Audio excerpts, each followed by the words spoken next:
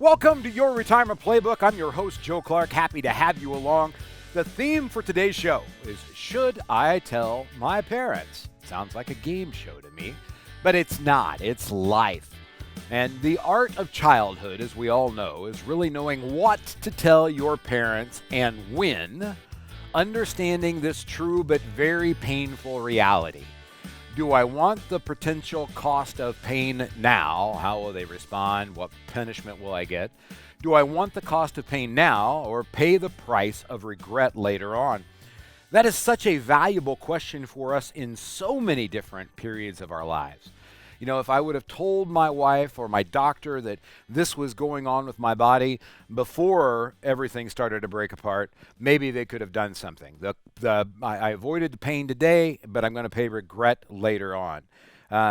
You can think about that in so many different abstracts, comparing it to the economy, to the market, to everywhere else.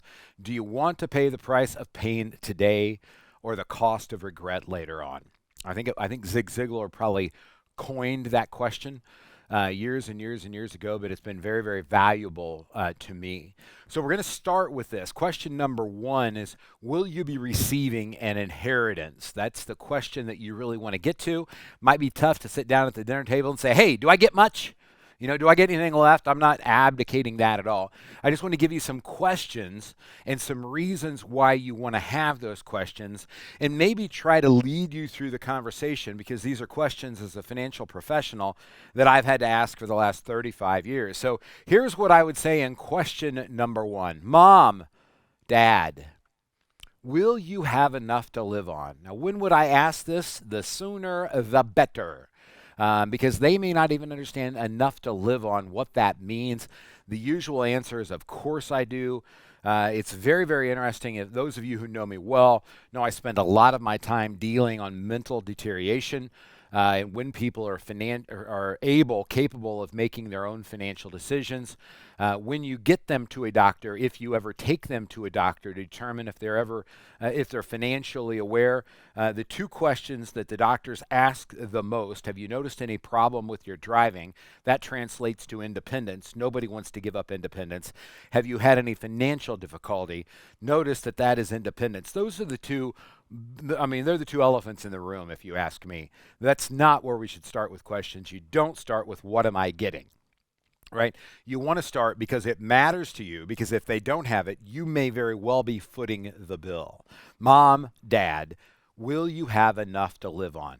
Do we have enough investments put aside to be able to provide you income to maintain the standard of living to which you become accustomed?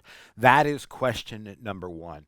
If you are somebody that has done well and love your mom and dad dearly, this is a very, very, very important question, because understand there are people who will not do for themselves, so they have more to do for you. And in many cases, they struggle to save $50 or $100 or $200,000 without knowing you've got $2 million in a 401k, right? You want to be thought of when they pass away, but you certainly want them living their best lives, whatever that means to be for most of you that are listening to this show. So help them understand that, because that begins to ask those other questions. The honest question would be, I don't know, right? If you ask them, will you have enough to live on? I don't know. Right? They probably have never heard of a retirement budget. They probably don't understand the impact of inflation. They certainly, in most cases, don't understand the implication of taxation on Social Security and other investments, and when to use them, and should they pull money out of IRAs now or sooner or later. We'll actually talk a little bit about some of that stuff later in the show today. Question number two, Mom and Dad. Now this one's really serious, because you really may be footing the bill. Will you have enough to take care of your medical and housing needs as you age? Ooh, now I didn't tell you to do this over Thanksgiving or some celebration. This is Mom and Dad. We need to have a proper conversation, as they would say in Britain, and sit down and really think this through and help them think it through. And again, I'm telling you, most of the time they're going to blow these questions off, and you really don't want to. They're serious questions. You know, especially if you feel any sense of financial responsibility to try to take care of them. I don't have it on, I didn't have this thought before, but I will tell you this has led to a lot of marital discourse because you may feel, that your parents are on their own and your wife's parents are on their own, and the wife may not feel the same way. These are not questions you had when you were 25 and 30 getting married. How many children to have? Maybe. How much money how you felt about debt? Maybe. How much to save? Rarely. How you're going to take care of your elderly parents? And I've not seen that conversation at 25. So you need to make sure you two are on the same page. Number 3, then mom and dad, will there be anything left for your heirs? It's important to understand that because it's more than just money, it's stuff. And sometimes you can ask about a specific question. If you've got a part of the family that's been around for a long time, a swing in our family, a grandfather clock, a shotgun, you can start there and kind of work your way from into the financial aspects, if you will. Will there be anything left? They're important questions. I always ask people, if something were to happen to you today, who do you want to benefit from the money that you've left behind? And then let people talk. And then you can really find out some of those wills and wishes. At the Financial Enhancement Group, we do not call it estate planning. We call it legacy planning. And there is a lot more to life than just money. We've been blessed. I've been able to co-found the Financial Enhancement Group.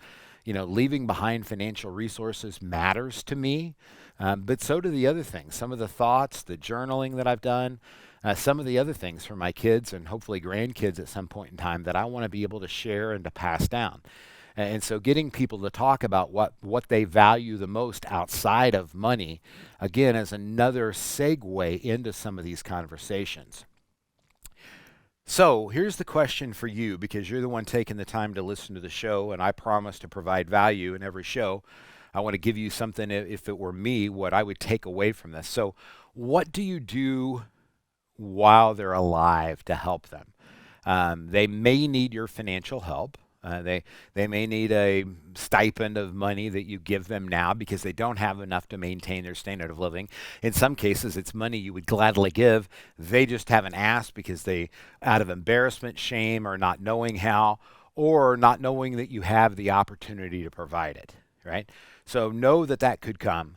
There may be a period of time, though, where they have resources that they are not doing the best things with. And that's really when you get into tax rates. And we're going to, again, talk about that in another segment on this show. But you really want to, the best of your ability in your financial planning, is understand 3 tax rates: yours, your parents if still living, and your children, right?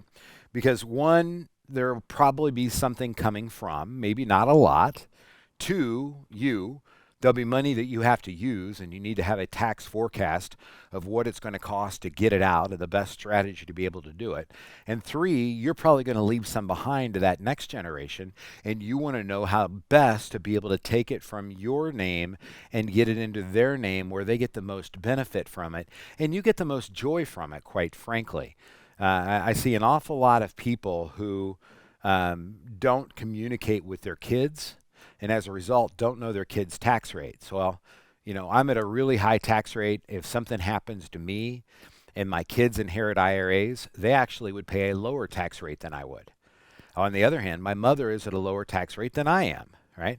So if she's got an IRA that she could pay taxes on today, and again, we're going to spend a lot of time on this in the next show, but it's better for me to encourage her to get money out of that IRA today to pay the taxes at her rate so that I don't have to pay it at my rate, or my brother doesn't have to pay it at his rate, right?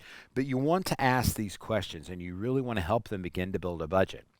I'm not sure. My father went relatively quickly, and there wasn't a lot of assets. So I didn't have to deal with this like some people have had to. But the confusion of complexity of watching a family member with dementia and not knowing what they have or what they don't have is very, very challenging. Somebody who listens to this show all the time talked about how well together he thought his father had it and had track of everything and all of the assets and everything else, and could not believe that there was $250,000 that they had that he'd lost track of. And he said, Joe, how do you lose track of $250,000?" And this isn't a family with 20 million, right? This is a family with 1 million or two. How do you lose track of $250,000, 25% of your assets in some cases? And the answer is, it is easier than you think. You make investments and you don't get all the reporting that you want, or don't know what reporting to keep. And, we're forced to inundate you with emails and prospectuses. And, we don't use mutual funds, and you still get prospectuses for exchange traded funds, right? You get this inundation amount of material. The older you get, the less you want to read it. I can't imagine me wanting to read it less than I do today, but I know that it happens because I've done this for a long time. You really want to have a pretty good handle on what's coming in for them and what's going out for them, and what asset resources they have that provide those income and the safety nets, if you will, if something were to occur. Even though this conversation may not be as fun as you would like it to be, it is valuable and sensible to have it now. So again, mom and dad, will you have enough to live on to maintain your standard of living? And how do you know? I probably would ask that at the end. How do you know? What's the theory? What's the plan? That'll open up a lot of other conversations. Will you have enough to take care of your medical needs and your housing needs? What if something happens to mom? What if something happens to dad? Do you have the resources, the strategy in place? Mom, dad, will there be anything left for your heirs? And then the bonus question, mom and dad, while you're alive, may need your help. They may be able to give you help. Understand those three tax rates: yours, your kids, and your parents if still living. I wish you nothing but the best inside of that planning. Should I tell my parents? It is an art. And the answer is here: the sooner, the better. You would rather pay the cost of a painful conversation today than the price of regret later on, and that I'll guarantee.